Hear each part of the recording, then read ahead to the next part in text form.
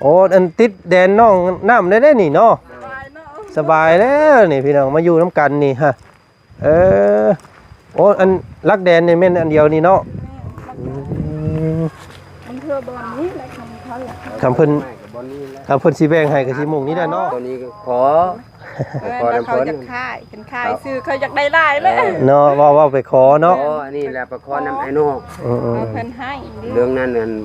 มันแพงโคตรแต่ว่า โอ้ยมันกินอยู่บ่นี่แม่น้องคือยังซ้ำเก่าอยู่ ใครไม่ได้กิน คือยัง อาทิตย์นึงสีเป่าคุณ มันก็ติดแล้วให้ให้เอาเตปีก้ายนี่ เข้าก็ยังหลายคือเก่าเนาะกินบ่บกจกบ่ลงเด้อเพิ่นเฮียนวิชาหยังเนาะน้องน้ำนี่พี่น้องเอ้ยน้ำเข้าเนาะโอ้ ไม่รีบมันโค้งมันเนาะ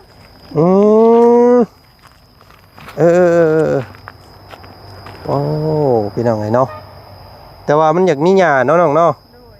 ต้องอาศัยลกเอาน้ำได้นี่เนาะต้องลกหญ้าต้องอาศัยแบบนี้ลกแบบนี้เวลาชุมเจ้าไปลกหญ้าให้กับเบ็ดที่บ่ โดยเอาเสียมเอา เอาเสียมเสียเอา โดยเป็นเอาแต่มือบ่ได้ มันก็บ่ออกได้เนาะ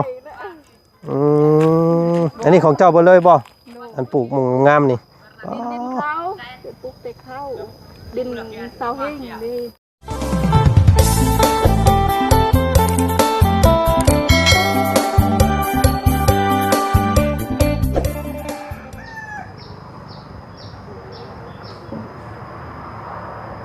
เนาะตัดภาพบรรยากาศมาทางพี่บัดที่นี่พี่น้องเลยเนาะโตเนาะเป็นเวลาล้นนานแล้วพี่น้องเลยเนาะที่ว่าจันบ่ได้แวะเวียนเข้ามาเยี่ยมมายามถามข่าวเนาะทางครอบครัวของน้องน้ำเฮือนงามเนาะเพียงเนาะป้าโตเฮาบ่ได้มาแต่ดนพี่น้องเลยเนาะพักหญ้าหาหุ่น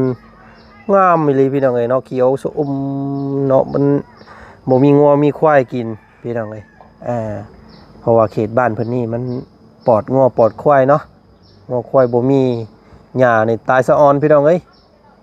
ถ้าได้งัวได้ควายมากินนี่โอ้ยเนาะท้องแตกท้องเบพุ่นแหละพี่น้องเอ้ยเนาะต่อจากคลิปก่อนพี่น้องเอ้ยที่บ่าวจันไปทักถามที่ดินให้น้องไม้น้องทายเนาะก็ถือว่าหลายคู่หลายคนก็ว่าโอ้ยแพงโพดว่าฉันพี่น้องเอ้ยเนาะดินเขตชนบทเขตนอกแบบนี้มันก็ซ้ำฮอดดินในเมืองแล้วสั่นไผก็ว่าเอ้าคอยเบิ่งหาไปเรื่อยๆเนาะสิพบสิพ่อหม่องบอนที่มันดีกว่าหั่นเนาะเรื่องอพยพเฮือนซ่านของเราก็จังว่ากันอีกรอบนึงพี่น้องเอ้ยเนาะได้ยินทางพ่อน้องหลาน้อยเพิ่นว่ามีอีกเจ้าหนึ่งว่าจะขายอยู่ทางนี้อีกน้ำมาสัมพี่น้องเลยเนาะก็เลยสิมาถามมึงก่อนรอบนี้พี่น้องเลยเนาะว่ามันดุดเดินต่างกันสำใดเนาะก่อนอื่นกับพี่น้องเลยเนาะต้นหมากไม้หมากตอกเนาะเฮือนซานบ้านซองของน้องเพิ่นน้องห้องน้ำก็ถือว่ามีสำเร็จเรียบร้อยเนาะฟืนไฟต่อเข่าเรียบร้อยแล้วแต่ว่ายังมอเตอร์พี่น้องเลยเนาะยังมอเตอร์ไฟยังบ่ทันเข่าเนาะว่าซั่นซะโธ่บรรยากาศฮ้อนๆเด็ดแห้งๆมื้อนี้พี่น้องเอ้ยฮ้อนคักกะดินี่พี่น้องเอ้ยเนาะฮ้อน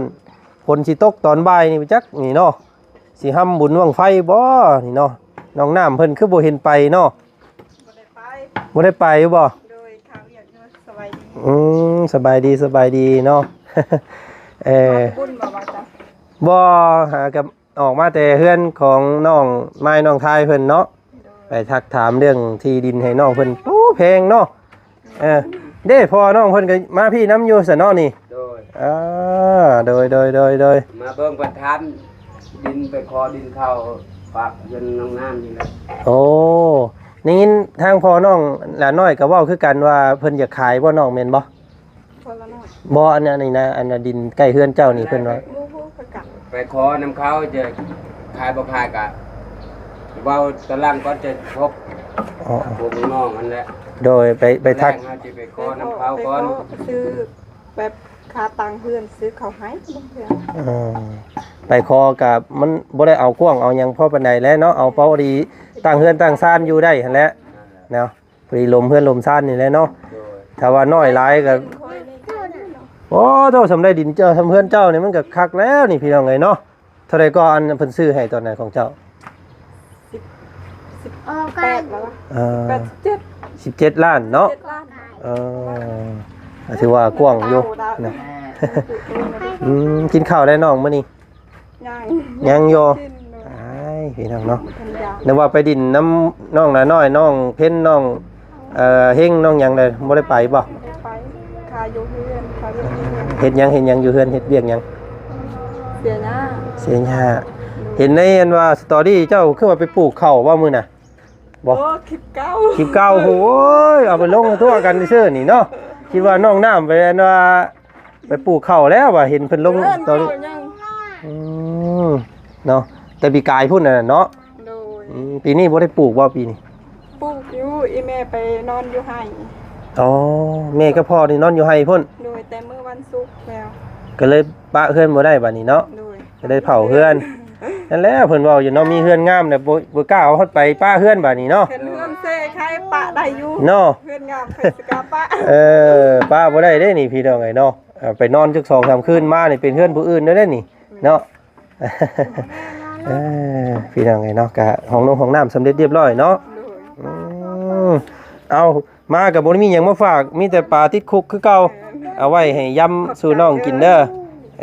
เอาบ่มีหยังมาต้อนพี่น้องไงพอได้อาหารเที่ยงเนาะยังบ่ได้กินฮอดข้าวอยู่พอได้อยู่แน่ซะมีผู้นี้ผู้นั้นแล้วก็ผู้นี้3-4 คนอยู่เฮือนเบิดพ่อแม่ไปนอนอยู่พุ่นบ่ โดยไปนอนเลย มันไกลเด้อมันเที่ยวบ่ไหวเนาะ แม่เมื่อย เป็นยังไงและมื้อนี้ทางอ้ายเข้ามานี่ก็คืออยากมาเบิ่งหม่องอันว่าเพิ่นว่า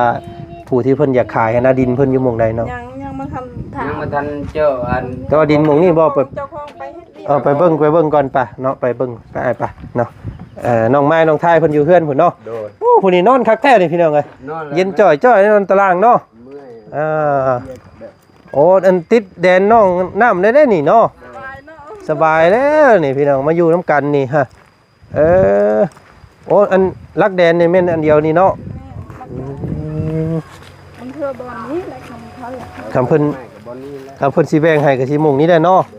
อ๋อโตพี่น้องเอ้ยที่แบน งานอยู่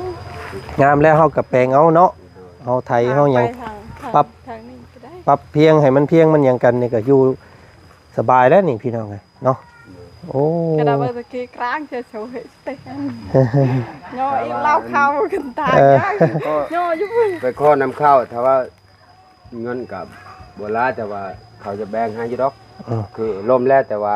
ยังบ่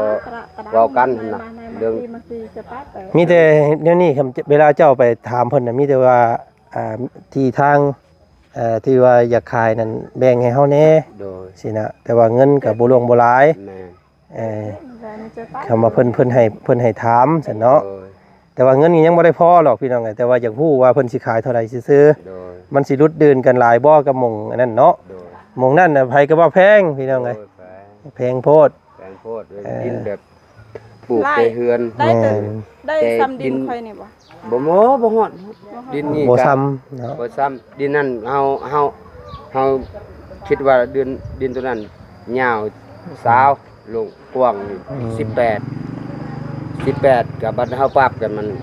บ่ได้กว้างปานใดเพราะนั้นก็มันยากเนาะน้ำเวลาน้ำ น้ำมันเวลาฝนตกก็ลงไปหั่นเบิดเนาะ น้ำท่วมก็ฮอดพี่ได้ตะ โอ้ กี้7ปีอยู่ก็บ่อนเฮือนไม้นั่นแหละตะกี้มัน โอ้ ก็นี้ มันเคยท่วมฮอดพี่บ่เฮือนน่ะ โอ้ย ป๊า คันอย่าเอาปานไหนอะโทษนะ มาอยู่พี่คักได้นี่สูงช่ำเนาะ โดย นำบ่ สูง หมดดอก สูงกว่าเฮือนน้องน้ำอีกได้อยู่พี่ มันดงเดี๋ยวมันดงหมด เออ ค่อย ตามตอนแรกเราจะ ลมเจ้าของเพิ่นเนาะฮอดอันก่อไผ่เพิ่นบ่ เวลาเข้าปักแล้วก็คันเข้าแบ่งให้ก็เข้าปักอยู่ดอก อืม คัน ถามเบิ่ง ถามเบิ่ เนาะ ง ยังมาบ่ เบื้องนั้นก็ได้เบื้องหลัง เบื้องล่างนั่น เบื้องหลังก็เข้าขายแล้ว อ๋อเพิ่นขายแล้ว ถามตัวนี้ก็ขอ ขอน้ำเขาจะขายเป็นขายซื้อเขาอยากได้หลายเลย เนาะว่าไปขอเนาะ ขออันนี้แหละประคอน้ำไอ้นอก อืม เอาเพิ่นให้ เรื่องนั้นเนี่ยมันแพงโคตรแต่ว่าคันเขาซื้อก็มันแพง แต่ว่าเขาจะขอนำให้น้อง แม่นคือเจ้านี่ไปเว้าน้ำเพิ่นก็ไปขอเนาะ โดยไป ขอแบบเพิ่นก็สิซอยส่วนหนึง ช่วงนั้น ต่างขอกัน ฝั่งนั้นก็คือการเฮาก็ขอนำเขาแต่เขาบ่ทำนโยบายว่าติ ไป้าเส้นห้องลาป้าหมู่นี่แหละเนาะพี่น้องเนาะงามพอดีติดแดนกับน้องน้ำเด้อพี่น้องเอ้ยเนาะพอดีแล้วมาอยู่เป็นหมู่กันเนาะ โดย น้องทายน้องไม้มาอยู่น้ำกันพี่น้องเอ้ยคำ ว่าอ้ายอันสมมุติว่าเพิ่นขายเพิ่นหยังให้แล้วก็ซุมเจ้าบ่ได้มีปัญหาบ่เวลาฮุบมันหยังมา บ่มีปัญหาเวลาเขาคาแล้วก็ พากันฮุบมาเนาะ พากันเว้ากันก่อนจึงมาแจกจ่ายเงินกับสมุนมานะบ่มีเรื่องหยังดอก ยันว่าซุมเจ้าบ่อยากกันอพยพนะครับ ภาคนั้นบอก แม่นอยู่หมู่เก่าเจ้าหั่นนะยันว่าอยากอยู่หั่น บอกแล้วว่าบอกบัดถามแล้วเจ้าของว่าคันซ้ำนี้จะเว้าก็เอาไปหาใหม่เอาได้เอาว่าได้อยู่ดอกไปหาอยู่โลดบ่มีเรื่องหยังแม่นไอ้น้องมันก็ยากเลยไปเขาบ่แน่สงสาร มันบ่แม่นเอ้ยน้องเฮาเนาะ โดยบ่แม่นเขาบ่ได้สงสารแต่เงินคำเพิ่นอยู่ก็บ่มีดินอยู่ก็บ่มีก็ทุกข์ก็ยากก็เลยว่าผู้ใหญ่ใจดีอยากช่วยน้องมาน้องทายเขาก็บ่ได้สงสารเขาเลยเอาแต่จิตน้ำใจเขานะ มีแต่ว่าอยากได้เงินอย่างเดียวเนาะ โดย ว้ามันก็หนักเด้อพี่น้องเอ้ย บ่มีปัญ สา หาม เนาะ สี่สิบล้านเนาะมันก็ป้าโต ได้กว้างสำเพื่อนน้องอันน้องน้ำนี่แค่อยู่กันว่า30กะเนาะ โดย อันนี้บ่ได้ซ้ำพี่น้องไงก็แถมยังอยู่ในอีกแล้วก็เที่ยวออกก็ยากอีกเนาะเพื่อ แถวเพื่อนเพิ่นได้ อืม ขึ้นนี่เข็นว่าเสียนั่นง่ายอีกเราเข้าอยู่พุ่น แต่มัน ง่ายเลย เบิ่งหันเล่าเข้าเบิดแล้วบ่เข้าแล้วหันเบิ่งให้พี่น้อง อ ไง ย่างอยู่ โอ้ยมันกินอยู่บ่นี่แม่น้องคือยังซ้ำเก่าอยู่ ใครไม่ได้กิน โอ้คือยั อาง ทิตย์หนึงสิเป่าพุ่น มันก็ติดแล้วให้ อื ให้ ม เฮาสิปีกายนี่ เข้าก็ยังหลายคือเก่าเนาะกินบ่บกจกบ่ลงเด้อเพิ่นเฮียนวิชาหยังเนาะน้องน้ำนี่พี่น้องเอ้ย โว้ เนาะเพราะว่ามาสไลเทื่อก็ยังบ่เบิดอยู่พี่น้องเอ้ยเนาะ มีเงินซื้อแน่ซื้อ ซื้อเป็นข้าวสารเนาะโดย เอ กินหมด อ นี่สิยากไปหา เนาะเพื่อสิเกี่ยวอีกปีหน้าเนาะ โดย เอออันไปอันแม่จะไปนอนให้นี่นะให้ยังน้อง ให้นำเข้านี่ อ๋อออกแล้วบ่ปีนี้ออกนะยังอยู่กำลังนำนะเนาะ ตัวนั้นออกแล้ว มุงใดมุงอันเบิ่งอยู่หั่นโอ้ไก่บ่ไปเด้อพี่น้องเอ้ย ไม่ได้ใจนะติดเรื่อง อันนี้ก็ให้เจ้าคือกันบ่นี่ก็โอ้เบิ่งก่อนพี่น้องเอ้ยเนาะ เขาปลูกแต่เขาไม่เคยปลูกเขาคอยติดเรื่องนี่ ป๋อนี่หลังบ้านน้องน้ำเพิ่นเด้อนี่พี่น้องเอ้ยเนาะเพิ่นปลูกให้นำเข้าเนาะ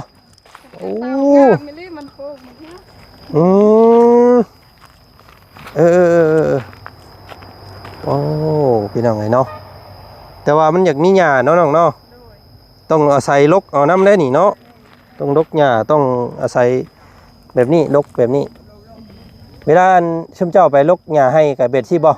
โดยเอาเสียมเอา เอาเสียมเสียเอา โดยคือเป็นเอาแต่มือบ่ได้เด้อ มันก็บ่ออกได้เนาะ อืมอันนี้ของเจ้าบ่เลยบ่ โดย อันปลูกหมุงงามนี่ ดินเขาไปปลูกแต่เขาดินเสาเฮงดี อืม เพิ่นเห็นค่อยติดเฮือนแล้วให้ค่อยปลูกเขาเขา โอ้ ปลูกกล้วยปลูกกล้วยปลูกข้าวได้เนาะแต่ว่าเป็นของเพิ่นเนาะดินเนาะ โดย บัดข้าวออกเฮาก็แบ่งเพิ่นกินน้ำเนาะ โดย โอ้พี่น้องเอ้ยงามเนาะข้าวงามเลยพี่น้องเอ้ยเนาะ เห็นไปแต่สาวให้งาม อันนี้เป็นข้าวให้บ่น้องเป็นข้าวมิดใหญ่ๆกันบ่ แม่น เอออยากได้เมื่อปลูกอยู่ข่อยก็ได้พี่น้องเอ้ย อ เนาะ ยากได้บ่ เบิดแล้วบ่ข้าวปลูกเจ้าข้าวพันข้าว อยากได้จักกัน ค่อยสิให้ จักโลนี่นะน้องเนาะจัก อยากได้บ่ จักครึ่งถุงยางหนึงนี่นะเพราะเอาเมื่อปลูก ค่อยสิเฮ็ดให้เด้ ฮะ ค่อยสิเอาให้ โอ้โดยเนาะอันสั้นคอนี่เด้อ โดย ขอสักถุงยางน้อยๆนึงก็ได้หรอกเอาเมื่อปลูก อยากเอาเมื่อปลูกกันเขาให้อยากลองเบิ่งนะพี่น้องไงเนาะเพราะว่าเห็นน้องเพิ่นกินแต่เก่านะมันแซ่บเด้มันมิดใหญ่ๆแล้วก็พอดีทางแม่น้องเชื่อเพิ่นว่าคำว่าขึ้นไปพุ่นก็หาซื้อหรือว่า มื้อ ขอ ใ นาบ้านสิเมื่อค่อยสิตำให้ครกหนึ่งสิเมื่อ สิตามเขาอันนี้นี่เขาอัน โดย เขาอันให้เจ้านี่ โดย อีกเบิ่งก่อนเด้อมื้ออื่นยังบ่ทันมื้อฮื้อเนาะ มืดค่อยสิตำให้เลย อ้าวเดี๋ยวสิมาเบิ่งซะ ตำไม่ดีได้อมืออื่นแต่เสาค่อยสิ บ่เอาหลายเด้อเนาะเอาพอดีกินม่วนกินเทื่อนึงพอเนาะ เวลาทงนึงบ่บุญทงนึงเจ้าทงนึง สิตำ เอาเป็นข้าวอันข้าวเปลือกน้ำน้องเลย โดย เอาข้าวเปลือกจักถ้วยหนึงเนาะพอดีสิเอาเมื่อปลูกเฮ็ดอยากเฮ็ดคือเจ้านี่นะเนาะพอดีพ่อเฒ่าพี่น้องไอ้พ่อเฒ่าเพิ่นทางให้แหละเพิ่นว่าอยากได้ข้าวพันธุ์มันสิเอามาปลูกเนาะอยากได้พันธุ์ข้าวอยู่ทางนี้เนาะมันงามเพิ่นว่าพี่น้องเนาะมิดใหญ่มิดงามแล้วมันบ่ตายเวลาเฮาปลูกแล้วมันทนนะข้าวนี่มันเป็นต้นมันจะใหญ่จะแข็งแรงกว่าข้าวนาเฮาเนาะเอาคำว่าเจ้าพ่ออันเจ้าของเพิ่นก็ถามให้เด้อน้องเด้อ โดย อันดินน้องไม้เนาะ โดย สิได้มาอยู่น้ำกันคำว่าเป็นไปได้เนาะคำว่ามันสิบ่แพงจะบ่แพงกว่าตัวเก่าหันอีกช่ำบ่จักเนาะ อันนี้ก็ต้องอยู่กับมันญาติพี่น้องเพิ่นคอกันเนาะ โดย ถ้าเฮาไปถามซื้อนี่ก็เพิ่นก็ขายแพงคือน้องเว้านั่นแหละ แม่น เอาต้องไปขอเนาะ ขอ ต่างคอต่างซื้อเนาะ แค่ว่าขายเขาอยากได้40 50เขาบ่มีเงินซื้อสิจ่ายเขาเด้ อืม เขาอยากได้100นึง เราต้องต่างคอเนาะ โดย พี่นางไงเอาเอาไปเดี๋ยวน้องมันห่อนไปเนาะตอนแรงพุ่นแล้วเห็ดเปียกมันจังอันนั้นเนาะ แม่ตอนเช้าเฮ็ด อืม ตื่นแต่5โมง เอาพี่น้องไงน้องเพิ่นกับบ่ได้ไปดินบุญดินศิลป์น้ำโมเพราะว่าเผาเฮือนงาม มีเฮือนงามแบบนี้แหล้วพี่น้องไงเนาะ เพิ่นงาม มีเฮือนงามเดี๋ยวกลับไปไทยกับย่านเฮือน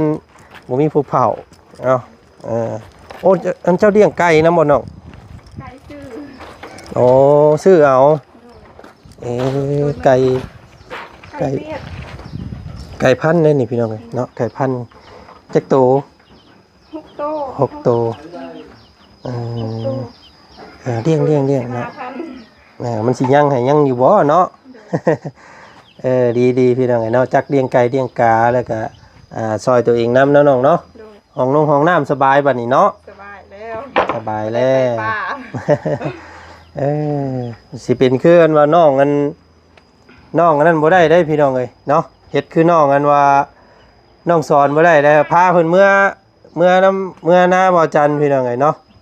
เล่นไปป่าคือเก่าเราบ่กล้าเข้าห้องน้ำ ข่อยบ่เลย เราว่าบ่เคยเราอ่ะเนาะบ่มันถ่ายบ่ได้เราอ่ะเนาะอายเราอ่ะเราก็เล่นไปป่าอยู่ห้วยหูพี่น้องเอ้ยเนาะน้องสอนบ่กล้าถ่ายห้องน้ำ เอ้ามีแต่รุ่นเบิ่ง กินน้ำก่อน มียังกินมื้อนี้ กินแต่ปลาติดคุกเปล่า โอ้ย มื้ออื่นสิมาหาใหม่เด้อเสยเด้อ โดย มื้อนี้มาทักถามมึงก่อนสิแม่นหม่องนี้เพิ่นอยากขายอยู่เนาะ โดย บ่ได้แม่นดินของน้องเฮงบ่ บ่แม่นดินอันนั้นลูกป่าเขาเอง อ๋อก็คือสิเว้ากันง่ายอยู่แล้วซะเนาะต่างคอต่างนั้นกัน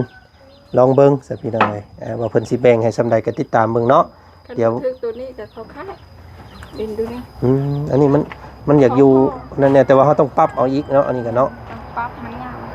อ๋ออันนี้ดินของไผตัวนี้ ดินอันนั้นลูกเคยแม่นา อ๋อ อันนั้นนาอันนั้นไม่เท่าค่อย โอ้เพิ่นก็ ลูก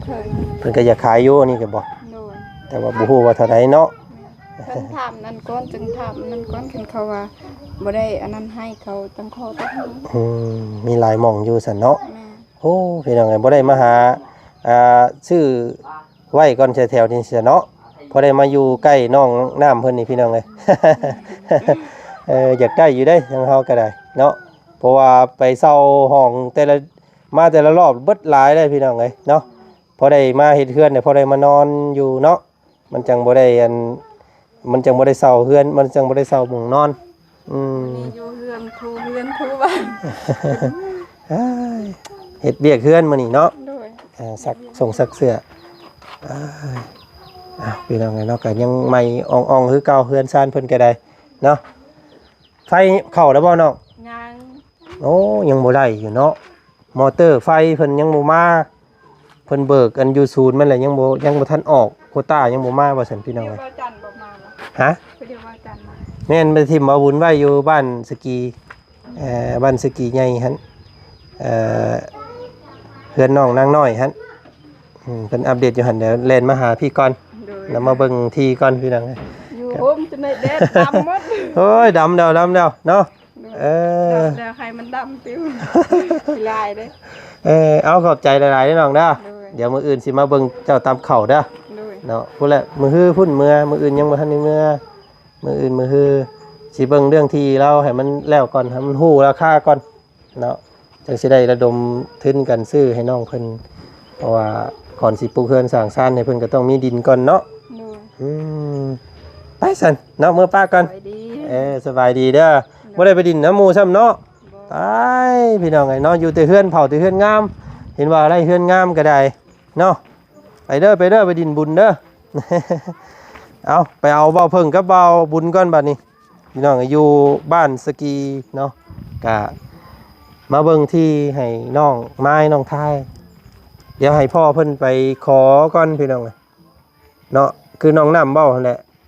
คำเฮาว่าสิซื้อนี่เพิ่นก็สิขายแพงว่าซั่นพี่น้องเลยไปขอเอาเนาะขอน้ำซื้อน้ำต่างซื้อต่างขอกันว่าซั่นซะกะรุ่นเบิ่งเนาะว่าสิถือกว่าหลายบ่หรือว่าจังใดกะเรื่องยุกย้ายนี่บ่มีปัญหา